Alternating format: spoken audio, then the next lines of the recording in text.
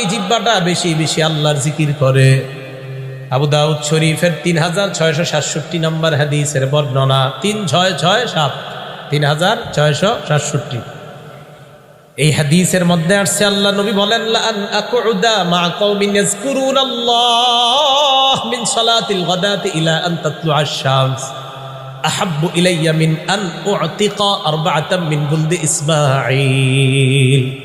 নবীজি বলেন, ফজরের নামাজের পর থেকে সূর্য ওঠার আগ পর্যন্ত জিকিরকারী মজলিসের সাথে বসে থাকাটা ইসমাইলি বংশের 4টা গোলাম আজাদ করার চাইতেও আমার কাছে বেশি প্রিয়। ওয়ালা আন আকুদা মা কওমিন ইয়াযকুরুনাল্লাহ মিন সালাতিল আসরি ইলা আন তাগরুবা আশ-শামস আহাব্বু ইলাইয়া মিন আন উতিকা আরবাআ।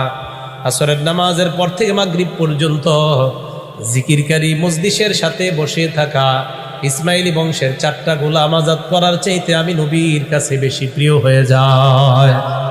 কলব এমন এক বাচ্চা, যে বাচ্চার অনুসরণ করা হয়, আনুগত্য করা হয়।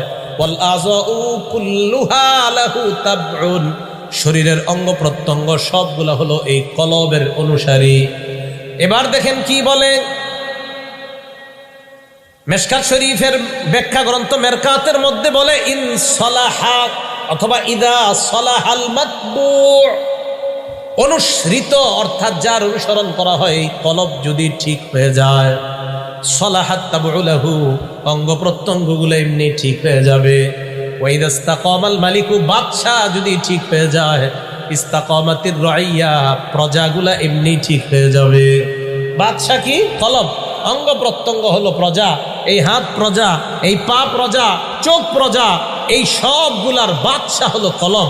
কলব যদি ঠিক হয়ে যায়, পুরা দেহের সমস্ত অঙ্গ প্রত্যঙ্গগুলা ঠিক হয়ে যাবে।